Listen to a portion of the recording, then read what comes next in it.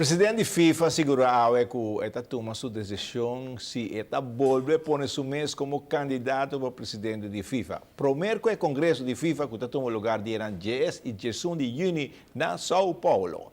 Blada avisa e a repetir, me avisa na várias ocasiões que me não senti-me cansado suficiente para tomar a decisão de retirar. Blada na cabeça de FIFA já para 16 anos. E dia 25 de januário, dia de Betico, o torneio de softball arriba terreno de Kudawecha. O time de softball, sem medo, está treinando para o torneio de softball que está organizado dia de Betico e com a participação de 2 softballistas que estão em Pro League na América e lo representa 2 equipos locais. Este año también está Jeff Hall, antes reconocido su famoso bat sick. Entonces, die otro está Rusty Baumgarten, também está jogando em Pro Level. Pessoas que Jeff Hall também em Pro Level. E junto com o Nanjaruba, nós temos Saúl Illich, também está primeiro biando, está jogando em Pro Level na América.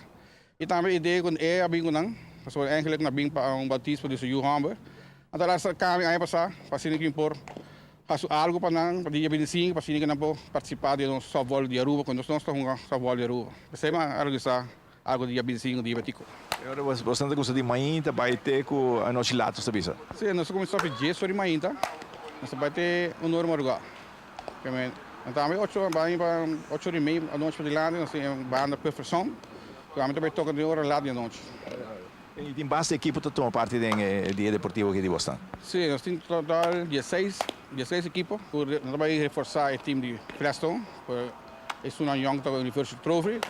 Então, estamos jogando a seguinte vez, estamos jogando 10 horas de robe, estamos jogando com o next level, nós vamos reforçar, assim, a equipe vai nos falar com que nível está, assim, nós vamos jogar bem nos salvos, assim, nada, dar bala, mas não dar bala. Dia de Betico, dia 25 tem softball na Kudawecha, e a Ronja Aruba, todo caminho, tem atividade de deporte.